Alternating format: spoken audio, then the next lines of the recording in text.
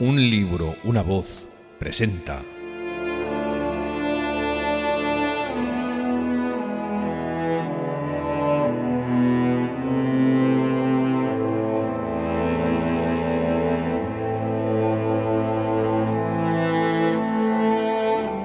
Los hermanos Karamazov.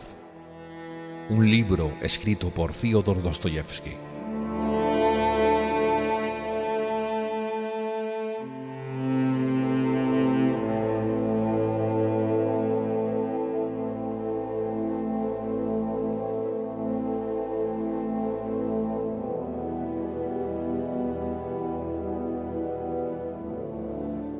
Narrado con la voz de Miguel Ibars. C. Recuerdos de juventud del Starets Zósimo, el duelo. Pasé casi 8 años en Petersburgo, en el cuerpo de cadetes. Esta nueva educación ahogó en mí muchas impresiones de la infancia, pero sin hacérmelas olvidar. En cambio, adquirí un tropel de costumbres y opiniones nuevas que hicieron de mí un individuo casi salvaje, cruel y ridículo. Adquirí un barniz de cortesía y modales mundanos al mismo tiempo que el conocimiento del francés, lo que no impedía que considerásemos a los soldados que nos servían en el cuerpo como verdaderos animales, y yo más que mis compañeros, pues era el más impresionable de todos. Desde que fuimos oficiales, estuvimos dispuestos a verter nuestra sangre por el honor del regimiento, pero ninguno de nosotros tenía la más remota idea de lo que era el verdadero honor. Y si hubiésemos adquirido esta noción de pronto, nos habríamos reído de él. Nos enorgullecíamos de nuestro libertinaje, de nuestro impudor, de nuestras borracheras. No es que fuéramos unos pervertidos. Todos teníamos buen fondo. Sin embargo, nos portábamos mal, y yo peor que todos. Como me hallaba en posesión de mi fortuna, me entregaba a la fantasía con todo el ardor de la juventud, sin freno alguno. Navegaba a toda vela. Pero me ocurría algo asombroso. A veces leía, y con verdadero placer. No abría la Biblia casi nunca, pero no me separaba de ella en ningún momento. La llevaba conmigo a todas partes, aun sin darme cuenta de ello. Conservaba este libro para el día y la hora, para el mes y el año precisos. Cuando llevaba 4 años en el ejército, llegué a la ciudad de K, donde se estableció mi regimiento para guarnecer la plaza. La sociedad de la población era variada, divertida, acogedora y rica. Fui bien recibido en todas partes, a causa de mi carácter alegre. Además, se me consideraba hombre acaudalado, lo que nunca es un perjuicio para relacionarse con el gran mundo. Entonces ocurrió algo que fue el punto de partida de todo lo demás. Me sentí atraído hacia una muchacha encantadora, inteligente, distinguida y de noble carácter. Sus padres, ricos e influyentes, me dispensaron una buena acogida. Me pareció que esta joven sentía cierta inclinación hacia mí, y ante esta idea mi corazón se inflamaba. Pero pronto me dije que seguramente, más que verdadero amor, lo que yo experimentaba por ella era la respetuosa admiración que forzosamente tenía que inspirarme en la grandeza de su espíritu. Un sentimiento de egoísmo me impidió pedir su mano. Yo no quería renunciar a los placeres de la disipación, a mi independencia de soltero joven y rico. Deslicé algunas insinuaciones sobre el particular, pero dejé para más adelante dar el paso decisivo. Entonces me enviaron con una misión especial a otro distrito. Al regresar, tras 2 meses de ausencia, me enteré de que la muchacha se había casado con un rico hacendado de los alrededores. Este caballero tenía más edad que yo, pero era todavía joven y estaba relacionado con lo mejor de la sociedad, cosa que yo no podía decir. Era un hombre fuerte, amable e instruido, cualidades que yo no poseía tampoco. Tan inesperado desenlace me consternó hasta el punto de trastornarme profundamente, y más cuando supe que aquel hombre era novio de mi adorable amiga desde hacía tiempo. Me había encontrado muchas veces con él en la casa, y no me había dado cuenta del noviazgo. La fatuidad me ponía una venda en los ojos. Esto fue lo que más me mortificó. ¿Cómo se explicaba que yo no estuviese enterado de una cosa que sabía todo el mundo? De pronto me asaltó un pensamiento intolerable. Rojo de cólera, recordé que más de una vez había declarado, o poco menos, mi amor a aquella joven, y como ella ni me había prevenido ni había hecho nada por detenerme, llegué a la conclusión de que se había burlado de mí. Después, como es natural, me di cuenta de mi error. al recordar que la joven cortaba, bromeando, tales temas de conversación, pero los primeros días fui incapaz de razonar y ardía en deseos de venganza. Ahora recuerdo, sorprendido, que mi animosidad y mi cólera me repugnaban, pues mi carácter ligero no me permitía estar enojado con una persona durante mucho tiempo. Sin embargo, me enfurecía superficialmente hasta la extravagancia. Esperé la ocasión y un día conseguí ofender a mi rival ante numerosa concurrencia, sin razón alguna, riéndome de su opinión sobre ciertos sucesos entonces importantes. Era el año 1826 y burlándome de él con palabras que me parecieron ingeniosas. Acto seguido le exigí una explicación por sus manifestaciones y lo hice tan groseramente que él me arrojó el guante, a pesar de que yo era más joven que él, insignificante y de clase inferior. Algún tiempo después supe de buena fuente que aceptó mi provocación, en parte por celos. Mis relaciones anteriores con la mujer que ya era su esposa le habían molestado. Y ahora, ante mi provocación, se dijo que si su mujer se enteraba de que no había replicado debidamente a mis insultos, le despreciaría aún sin quererlo y que su amor hacia él sufriría grave quebranto. Pronto encontré un padrino, un compañero de regimiento que tenía el grado de teniente. Aunque los duelos estaban prohibidos entonces, tenía entre los militares el auge de una moda, de tal modo arraigan y se desarrollan los prejuicios más absurdos. El mes de junio llegaba a su fin. El encuentro se fijó para el día siguiente a las 7 de la mañana, en las afueras de la capital. Pero antes me ocurrió algo verdaderamente fatídico. Por la noche, al regresar con un humor de perros, me enfurecí con mi ordenanza, Atanasio, y lo golpeé con tal violencia que su cara empezó a sangrar. Hacía poco que estaba a mi servicio y ya le había maltratado otras veces, pero nunca de un modo tan salvaje. Perdón. Pueden creerme, mis queridos amigos, han pasado 40 años desde entonces y todavía recuerdo esta escena con vergüenza y dolor. Me acosté y cuando desperté, al cabo de 3 horas ya era de día. Como no tenía sueño, me levanté. Me asomé a la ventana que daba a un jardín. El sol había salido, era un día hermoso. Trinaban los pájaros. ¿Qué me pasa?, me pregunté. Tengo la sensación de que soy un infame, un servil. ¿Se deberá esto a que me dispongo a derramar sangre? No, no es eso. ¿Será el temor a la muerte, el temor a que me maten? No, de ningún modo. Y de pronto advertí que el motivo de mi inquietud eran los golpes que había dado Atanasio la noche anterior. Mentalmente reviví la escena como si en realidad se repitiese. Vi al pobre muchacho de pie ante mí en posición de firmes, mientras yo lanzaba mi puño contra su rostro con todas mis fuerzas. Mantenía la cabeza en alto, los ojos muy abiertos y, aunque se estremecía a cada golpe, ni siquiera levantaba el brazo para cubrirse. Que un hombre permaneciera así mientras le pegaba a otro hombre. Esto era sencillamente un crimen. Sentí como si una aguja me traspasara el alma. Estaba como loco mientras el sol brillaba, el ramaje alegraba la vista y los pájaros loaban al Señor. Me cubrí el rostro con las manos, me arrojé sobre el lecho y estallé en sollozos. Me acordé de mi hermano Marcel y de las últimas palabras que dirigió a la servidumbre. «Amigos míos, ¿por qué me servís? ¿Por qué me queréis? ¿Merezco que me sirváis?» Y me dije de pronto, «Sí, ¿merezco que me sirvan?» Ciertamente, ¿a título de qué merecía yo que me sirviera otro hombre creado como yo a imagen y semejanza de Dios? Fue la primera vez que este pensamiento atravesó mi mente. Madre querida, en verdad, cada uno de nosotros es culpable ante todos y por todos, pero los hombres lo ignoran. Si lo supieran, el mundo sería un paraíso. Y me dije, llorando, «Señor, yo soy el más culpable de todos los hombres, el peor que existe». Y de súbito apareció en mi imaginación, con toda claridad y todo su horror, lo que iba a hacer. Iba a matar a un hombre de bien, de corazón noble e inteligente, sin que hubiera recibido de él la menor ofensa. Y, por mi culpa, su mujer sería desgraciada para siempre. Viviría en una incesante tortura, moriría. Me hallaba tendido de bruces con la cara en la almohada y había perdido toda noción del tiempo. De pronto entró mi compañero, el teniente, que venía a buscarme con las pistolas. «Me alegro de que estés ya despierto», dijo. «Pues es la hora, vamos». Me sentí trastornado, confundido, pero seguí a mi padrino y nos encaminamos al coche. «Espera un momento», le dije. «Vengo enseguida. Se me ha olvidado el portamonedas». Volví a todo correr a mi alojamiento y entré en la habitación de mi asistente.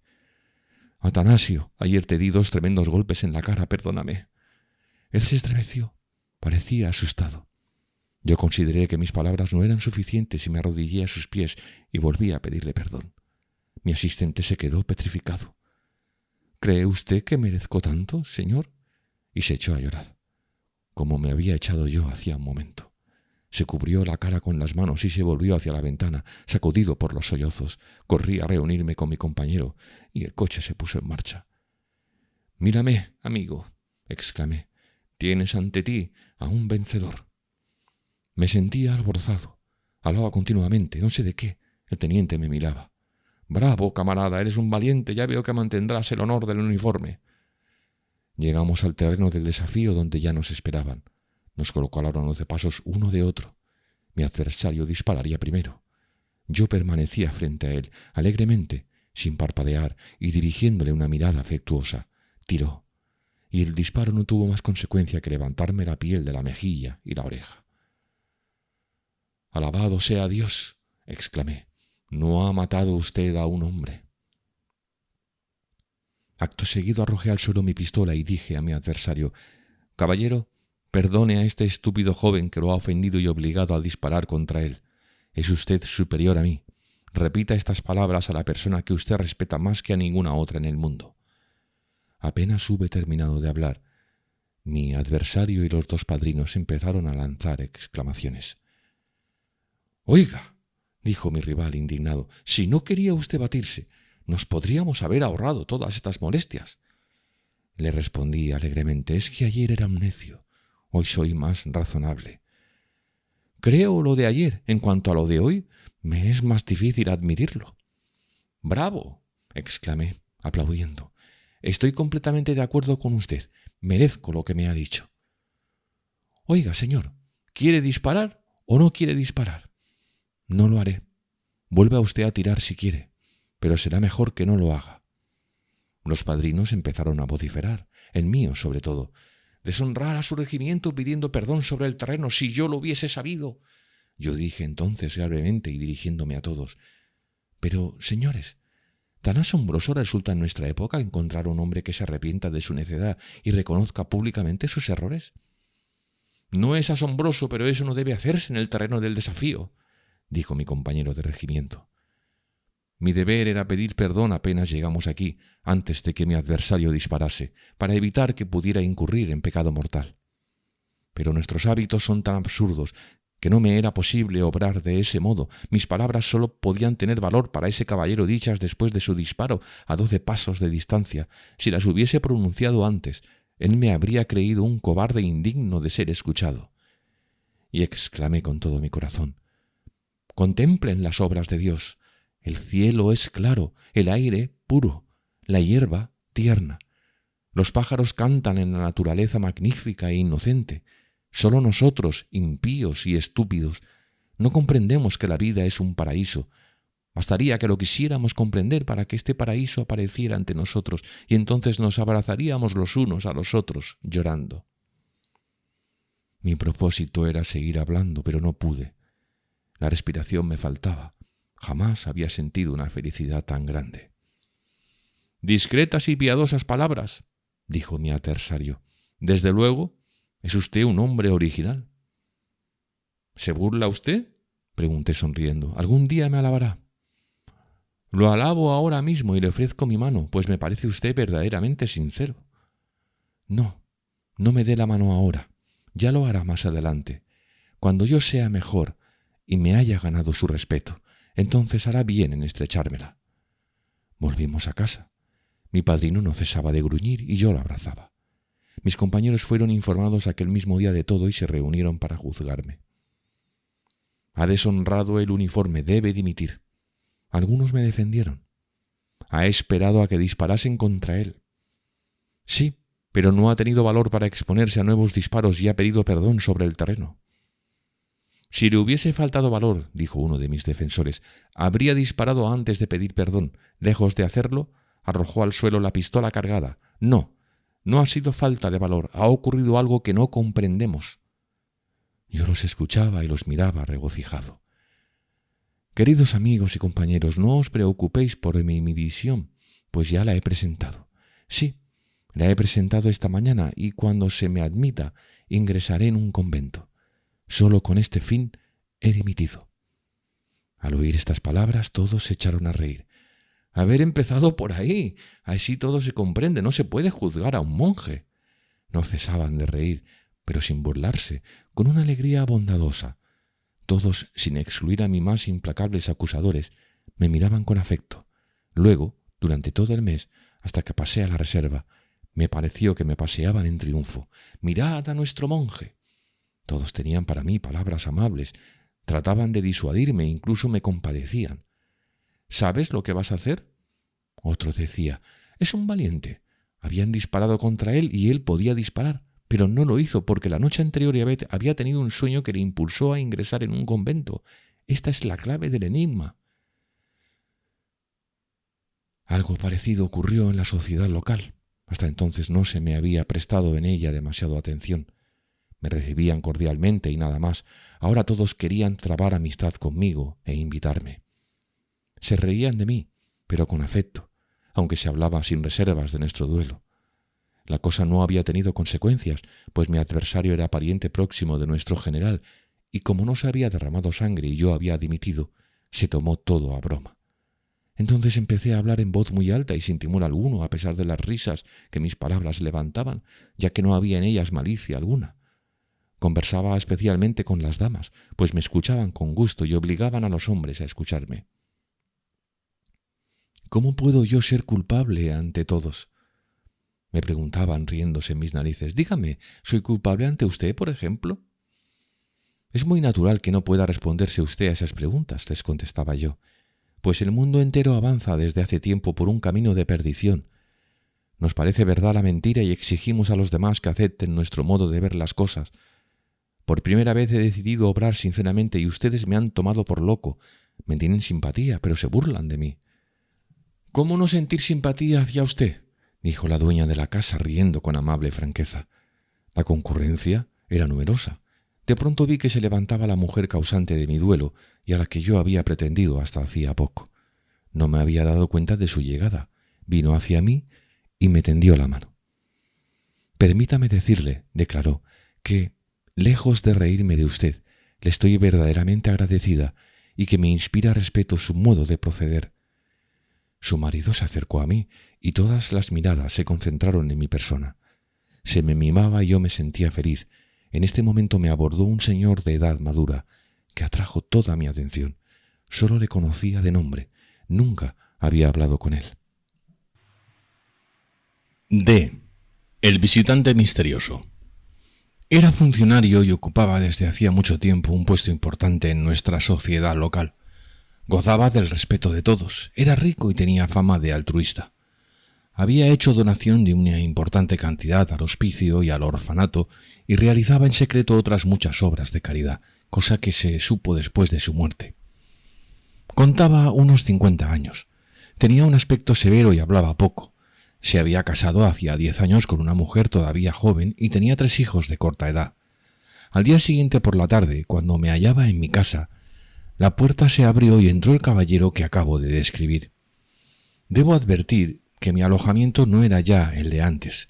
Tan pronto como se aceptó mi dimisión, me instalé en casa de una señora de edad, viuda de un funcionario, cuya doméstica me servía, pues el mismo día de mi desafío había enviado a Atanasio a su compañía, sin atreverme a mirarle a la cara después de lo sucedido, lo que demuestra que el laico desprovisto de preparación religiosa puede avergonzarse de los actos más justos.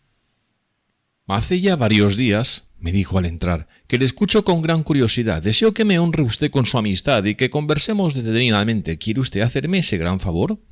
«Con mucho gusto», le respondí. «Sería para mí un verdadero honor». De tal modo me impresionó aquel hombre desde el primer momento que me sentía un tanto atemorizado. Aunque todos me escuchaban con curiosidad, nadie me había mirado con una expresión tan grave. Además, había venido a mi casa para hablar conmigo. Después de sentarse, continuó. He observado que es usted un hombre de carácter, ya que no vaciló en decir la verdad en una cuestión en que su franqueza podía atraerle el desprecio general. Sus elogios son exagerados. Nada de eso. Lo que usted hizo requiere mucha más resolución de la que usted supone. Esto es lo que me impresionó y por eso he venido a verle. Tal vez mi curiosidad le parezca indiscreta, pero quisiera que me describiera usted sus sensaciones, en caso de que las recuerde, al decidir pedir perdón a su adversario en el terreno del duelo. No atribuya usted mi pregunta a ligereza, es todo lo contrario. Se la hago con un fin secreto que, seguramente, le explicaré muy pronto, si Dios quiere que se entable entre nosotros una verdadera amistad. Yo lo escuchaba mirándolo fijamente. De pronto sentí hacia él una confianza absoluta, al mismo tiempo que una viva curiosidad, pues percibí que su alma guardaba un secreto. ¿Desea usted conocer mis sensaciones en el momento en que pedí perdón a mi adversario?, dije, pero será preferible que antes le refiera ciertos hechos que no he revelado a nadie. Le describí mi escena con Atanasio y le dije que finalmente me había arrodillado ante él. Esto le permitirá comprender, terminé, que durante el duelo mi estado de ánimo había mejorado mucho. En mi casa había empezado a recorrer un nuevo camino y seguía adelante, no solo libre de toda preocupación, sino alegremente. El visitante me escuchó con atención y simpatía. «Todo esto es muy curioso», dijo. «Volveré a visitarle». Desde entonces vino a verme casi todas las tardes. Enseguida habríamos tratado estrecha amistad si mi visitante me hubiera hablado de sí mismo, pero se limitaba a hacerme preguntas sobre mí. No obstante, le tomé afecto y le abrí mi corazón. Me decía en mi fuero interno: «No necesito que me confíe sus secretos para estar persuadido de que es un hombre justo. Además, hay que tener en cuenta que es una persona seria y que viene a verme, a escucharme, a pesar de que tiene bastante más edad que yo». Aprendí mucho de él. Era un hombre de gran inteligencia. «Yo también creo desde hace mucho tiempo que la vida es un paraíso», me dijo un día mirándome y sonriendo. «Estoy incluso más convencido que usted, como le demostraré cuando llegue el momento». Entonces me dije: «No cabe duda, tiene que hacerme una revelación». «Todos», continuó, «llevamos un paraíso en el fondo de nuestro ser. En este momento yo llevo el mío dentro de mí y, si quisiera, mañana mismo podría convertirlo en realidad para toda mi vida». Me hablaba afectuosamente, mirándome con una expresión enigmática, como si me interrogase. «En cuanto a la culpabilidad de cada hombre ante todos, no solo por sus pecados, sino por todo, sus juicios son justos. Es asombroso que haya podido concebir esta idea con tanta amplitud. Comprenderla supondrá para los hombres el advenimiento del reino de los cielos, no como un sueño, sino como una auténtica realidad». «¿Pero cuándo llegará ese día?», exclamé apenado.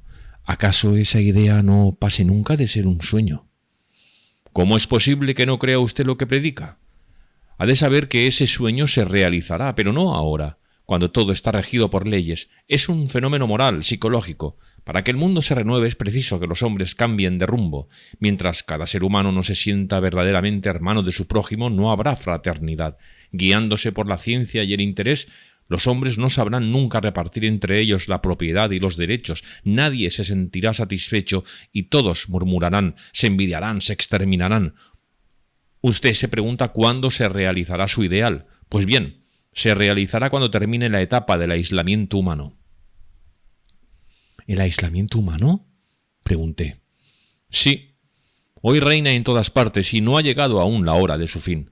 Hoy todos aspiran a separar su personalidad de las demás personalidades, gozar individualmente de la plenitud de la vida. Sin embargo, los esfuerzos de los hombres, lejos de alcanzar sus fines, conducen a un suicidio total, ya que, en vez de conseguir la plena afirmación de su personalidad, los seres humanos caen en la soledad más completa. En nuestro siglo, todos los hombres se han fraccionado en unidades, cada cual se aísla en su agujero, se aparta de los demás, se oculta con sus bienes, se aleja de sus semejantes y aleja a sus semejantes. Amasa riquezas él solo, se felicita de su poder y de su opulencia, y el insensato ignora que cuantas más riquezas reúne, más se hunde en una impotencia fatal. Porque se ha habituado a contar solo consigo mismo y se ha desligado de la colectividad, se ha acostumbrado a no creer en la ayuda mutua, ni en su prójimo, ni en la humanidad, y tiembla ante la sola idea de perder su fortuna y los derechos que ésta le otorga. Hoy el espíritu humano empieza a perder de vista en todas partes, cosa ridícula, que la verdadera garantía del individuo radica no en su esfuerzo personal aislado, sino en su solidaridad. Este terrible aislamiento terminará algún día, y entonces todos los hombres comprenderán que su separación es contraria a todas las leyes de la naturaleza, y se asombrarán de haber permanecido tanto tiempo en las tinieblas sin ver la luz. Y en ese momento aparecerá en el cielo el signo del Hijo del Hombre.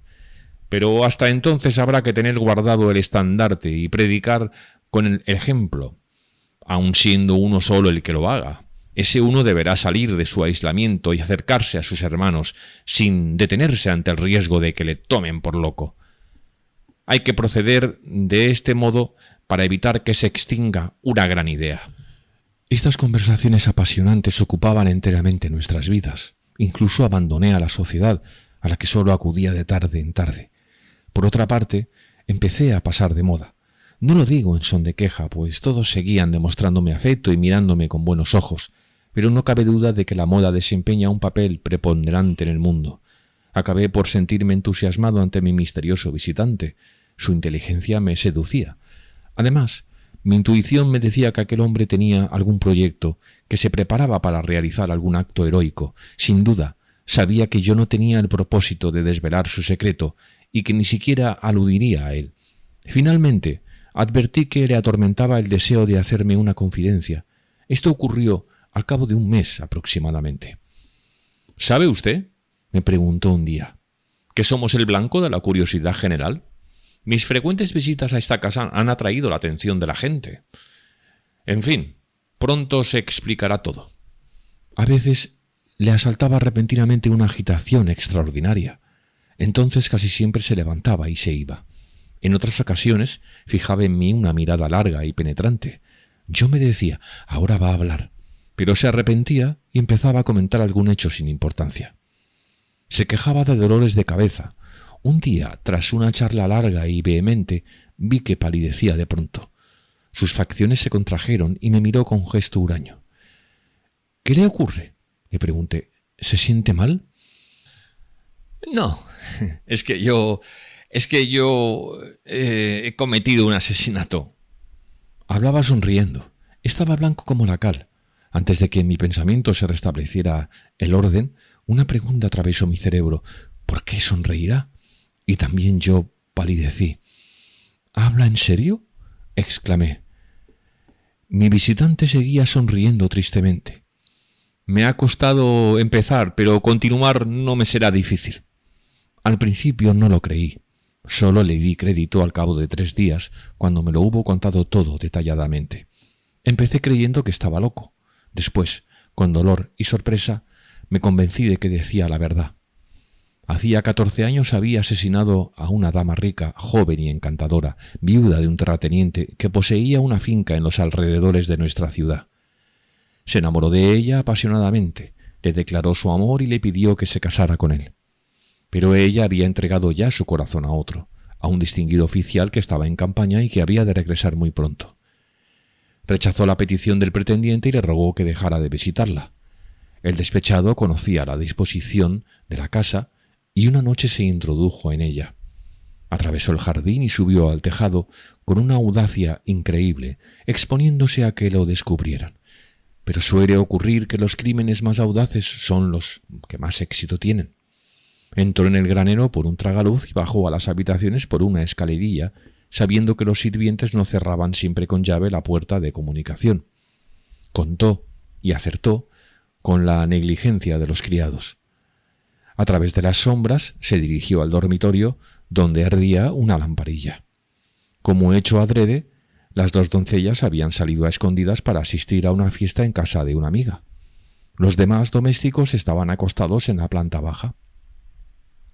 Al ver dormida la dama, su pasión se despertó. Después, los celos y el deseo de venganza se adueñaron de él y lo llevaron a clavarle un cuchillo en el corazón. Ella ni siquiera pudo gritar. Con infernal astucia, hizo todo lo necesario para que las sospechas recayeran en los sirvientes. Se apoderó del monedero de la víctima, abrió la cómoda con las llaves que encontró bajo la almohada y robó, como un criado ignorante, el dinero y las joyas, eligiendo éstas por su volumen. Desdeñó las más preciosas y tampoco tocó los valores. Se llevó también algunos recuerdos de los que hablaré más adelante. Realizada la fechoría, salió de la casa por el mismo camino que había seguido para entrar. Ni al día siguiente, cuando se conoció el hecho, ni más adelante tuvo nadie la menor idea de quién era el verdadero culpable. Se ignoraba su pasión por la víctima, pues era un hombre taciturno, encerrado en sí mismo y que no tenía amistades. Se le consideraba simplemente como conocido de la muerta, a la que, por cierto, no había visto desde hacía 15 días. Se sospechó inmediatamente de un criado llamado Pedro, y todas las circunstancias contribuyeron a confirmar estas sospechas, pues el tal Pedro sabía que la dueña del lugar estaba decidida a incluirlo entre los reclutas que debía entregar, ya que era soltero y de mala conducta.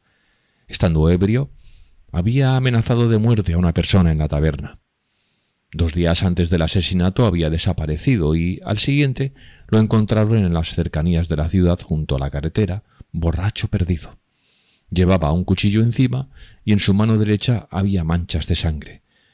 Dijo que había sufrido un derrame nasal, pero no lo creyeron. Las doncellas declararon que habían salido y que habían dejado la puerta exterior abierta para poder entrar cuando regresaran. Se acumularon otros indicios análogos que provocaron la detención del criado inocente. Se instruyó un proceso, pero transcurrida una semana, el procesado contrajo unas fiebres y murió en el hospital sin haber recobrado el conocimiento. El sumario se archivó, se puso la causa en manos de Dios y todos, jueces, autoridades y público, quedaron convencidos de que el autor del crimen había sido el difunto sirviente. Entonces empezó el castigo. El misterioso visitante, ya unido a mí por lazos de amistad, me explicó que al principio no había sentido el menor remordimiento. Se limitaba a lamentar haber matado a una mujer querida, ya que, al darle muerte, había matado a su propio amor, un amor apasionado que había circular por sus venas una corriente de fuego. Casi se olvidaba de que había derramado sangre inocente, de que había dado muerte a un ser humano. No podía tolerar la idea de que su víctima hubiera sido la esposa de otro. Así, estuvo mucho tiempo convencido de que había obrado como tenía que obrar. La detención del criado le inquietó en el primer momento, pero su enfermedad y su muerte le tranquilizaron, ya que el desgraciado había muerto no a causa de la acusación que pesaba sobre él, sino por efecto de una pulmonía, contraída al permanecer toda una noche tendido sobre la tierra húmeda. El robo de joyas y dinero no le inquietaba, puesto que no había obrado por codicia, sino para alejar de sí las sospechas. La cantidad era insignificante. Además, pronto entregó una suma mayor a un hospicio que se había fundado en nuestra ciudad. Hizo esto para descargar su conciencia y lo consiguió, cosa notable, para mucho tiempo. Por su propia conveniencia, redobló sus actividades, consiguió que le confiasen una ardua misión que duró 2 años y, gracias a la entereza de su carácter, casi se olvidó de su delito. A ello le ayudó su empeño de apartar de su mente la ingrata idea. Se dedicó a las buenas obras e hizo muchas en nuestra localidad. Su fama de filántropo llegó a las capitales y en Petersburgo y en Moscú fue nombrado miembro de varias instituciones benéficas. Al fin, se sintió dominado por vagas y dolorosas preocupaciones que eran superiores a sus fuerzas. Entonces se prendó de una encantadora muchacha con la que se casó muy pronto, con la esperanza de que el matrimonio, al poner fin a su soledad, disiparía sus angustias y de que, al entregarse de lleno a sus deberes de esposo y de padre, desterraría los malos recuerdos. Pero sucedió todo lo contrario de lo que él esperaba. Desde el primer mes de matrimonio empezó a obsesionarle una idea atormentada. Mi mujer me quiere, pero ¿qué sucedería si lo supiera todo? Cuando su esposa le anunció que estaba encinta de su primer hijo, él se turbó. Yo que he quitado la vida, ahora la doy.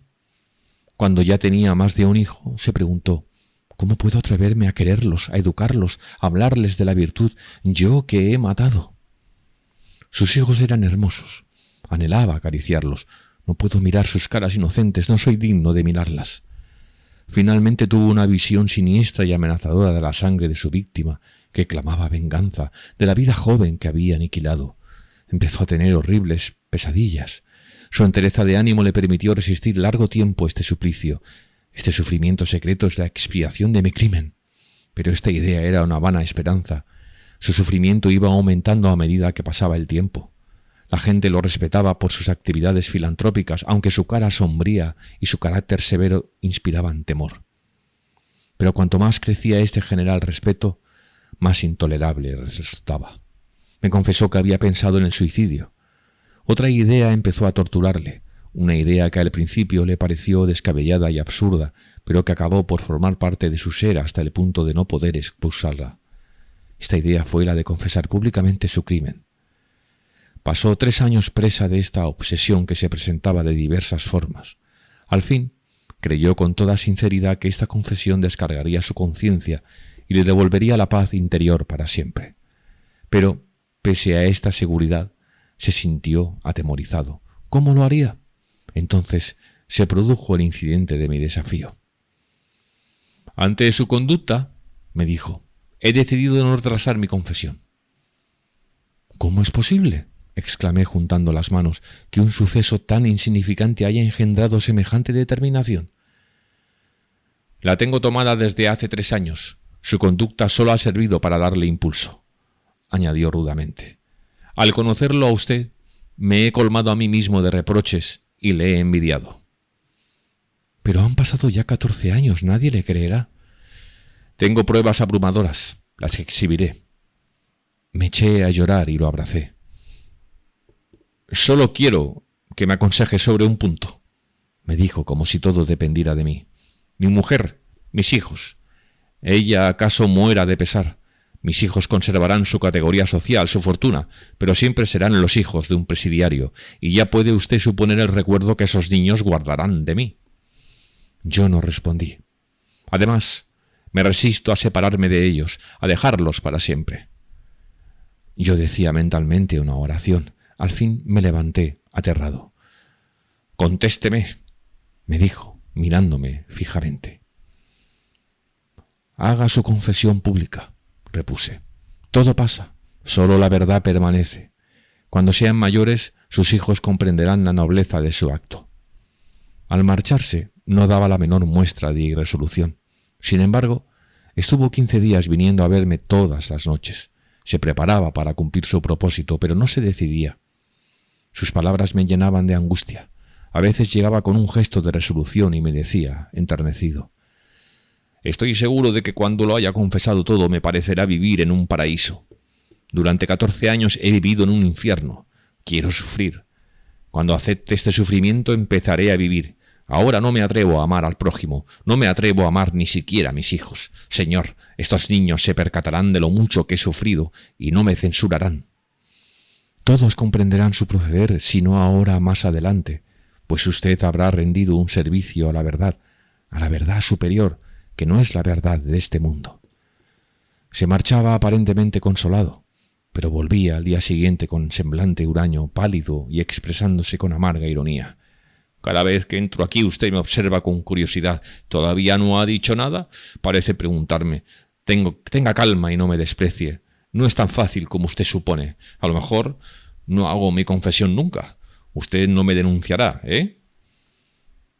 Denunciarle yo, qué lejos de sentir una curiosidad maligna, ni siquiera me atreví a mirarle. Me sentía afligido, atormentado, con el alma llena de lágrimas. Por las noches no podía dormir. Hace un momento estaba con mi mujer. ¿Sabe usted lo que es una esposa? Al marcharme me han gritado los niños. «Adiós, papá. Vuelve pronto para darnos clase de lectura». No, usted no puede comprender esto. Las desgracias ajenas no nos instruyen. Sus ojos centelleaban, temblaban sus labios.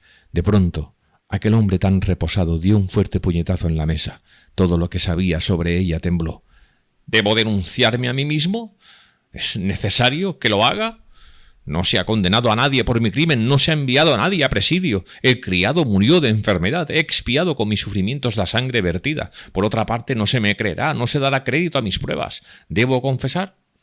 Estoy dispuesto a expiar mi crimen hasta el fin, con tal que no repercuta en mi mujer y mis hijos. ¿Es justo que los haga partícipes de mi perdición? ¿No sería esto un delito? ¿Dónde está la verdad? ¿Es capaz la gente de reconocerla, de apreciarla? Yo me dije, pensar en la opinión ajena en estos momentos. Me inspiraba tanta compasión que de buena gana habría compartido su suerte solo por aliviarlo. El pobre estaba profundamente trastornado. Me estremecí, pues lo comprendía y me daba perfecta cuenta de lo que para él suponía tomar semejante determinación. «Dígame lo que debo hacer», exclamó. Vaya a entregarse, murmuré con acento firme, aunque me faltaba la voz. Cogí de la mesa la Biblia y le mostré el Evangelio de San Juan, señalándole el versículo 24 del capítulo 12, que dice: en verdad os digo que si el grano de trigo caído en la tierra no muere, quedará solo, pero si muere, producirá mucho fruto. Cuando él llegó, yo acababa de leer este versículo. Él lo leyó también. «Es una gran verdad», dijo con una amarga sonrisa, y añadió tras una pausa: «Es tremendo lo que dicen estos libros. Se le pueden poner a uno ante las narices. ¿Es posible que los escribieran los hombres?» «Todo fue obra del Espíritu Santo». «Es muy fácil hablar», dijo, sonriendo de nuevo, pero casi con odio. Volvió a coger el libro, lo abrí por otra página y le mostré la epístola a los Hebreos, capítulo 10, versículo 31. «Es terrible caer en las manos de Dios viviente». Apartó de sí el libro, temblando. «Es un versículo aterrador. Bien ha sabido usted escogerlo». Se levantó. «Bueno, adiós. ¿Acaso ya no vuelva a venir? Ya nos veremos en el paraíso». «Sí. Hace ya 14 años que caí en manos de Dios viviente. Mañana suplicaré a estas manos que me suelten». Mi deseo era abrazarlo, besarlo, pero no me atrevía. Daba pena ver sus facciones contraídas. Se marchó. «Señor», me dije, «¿a dónde irá?» Caí de rodillas ante el icono y rogué por él a la Santa Madre de Dios, mediadora y auxiliadora. Pasé una media hora entre lágrimas y rezos. Era ya tarde, casi medianoche. De pronto se abrió la puerta. Era él. No pude ocultar mi sorpresa. «¿Usted?», exclamé. «Creo que me he dejado aquí el pañuelo. Pero eso poco importa, aunque no me lo hubiera dejado. Permítame que me siente». Se sentó. Yo permanecí en pie ante él. «Siéntese usted también». Lo hice. Estuvimos así 2 largos minutos. Él me miraba fijamente. De pronto sonrió. Después me estrechó entre sus brazos y me besó. «Acuérdate de que he venido solo para volver a verte. ¿Entiendes? Acuérdate». Era la primera vez que me tuteaba. Se marchó. Yo me dije «mañana» y acerté. Como no me había movido de casa en los últimos días, ignoraba que al siguiente se celebraba su cumpleaños. Asistió toda la ciudad y la fiesta transcurrió como todas las de este género. Después del banquete, se situó en medio de la sala entre sus invitados. Tenía en sus manos un escrito dirigido a sus superiores que estaban presentes. Empezó a leer para toda la concurrencia. El escrito era un relato detallado de su crimen. Sus últimas palabras fueron: «Como corresponde a un monstruo, me separo de la sociedad. Dios me ha visitado. Quiero sufrir». Seguidamente depositó sobre la mesa las pruebas guardadas durante 14 años. Las joyas robadas a la víctima para desviar las sospechas, un medallón y una cruz que la muerta llevaba al cuello, su cuaderno de notas y 2 cartas, una de su prometido, en la que le anunciaba su próxima llegada, y la de respuesta que ella había empezado con el propósito de cursarla al día siguiente. ¿Por qué se había apoderado de estas 2 cartas y las había conservado durante 14 años en vez de destruirlas para presentarlas como pruebas? ¿Qué significaba esto? Todos se estremecieron de asombro y horror, pero no lo creyó nadie. Se le escuchó con extraordinaria curiosidad, como se escucha a un enfermo. Días después todo el mundo había convenido que aquel hombre estaba loco. Sus superiores y la justicia se vieron obligados a llevar adelante el asunto, pero pronto se archivó el proceso. Aunque las cartas y objetos presentados eran dignos de tenerse en cuenta, se estimó que, aun suponiendo que estas pruebas fuesen auténticas, no podían servir de base para una acusación en toda regla. La misma difunta podía habérselas confiado. Supe que su autenticidad había sido confirmada por numerosas amistades de la víctima, pero tampoco esta vez llegaría el asunto a su fin. 5 días después se supo que el infortunado estaba enfermo y que se temía por su vida. De su enfermedad solo sé que se atribuía a trastornos cardíacos. A petición de su esposa, los médicos examinaron su estado mental y llegaron a la conclusión de que estaba loco. Yo no presencié ninguno de estos hechos. Sin embargo, me abrumaban a preguntas. Intenté visitarlo, pero se me negó la entrada. Esta prohibición duró largo tiempo, especialmente por la voluntad de su esposa. «¿Ha sido usted?», me dijo ésta. el que ha provocado su ruina moral. Mi marido fue siempre un hombre taciturno. En este último año su agitación y su extraña conducta ha sorprendido a todo el mundo. Ha sido usted el causante de su perdición. Durante el mes pasado no ha cesado usted de inculcarle sus ideas. Mi esposo le ha visitado a diario.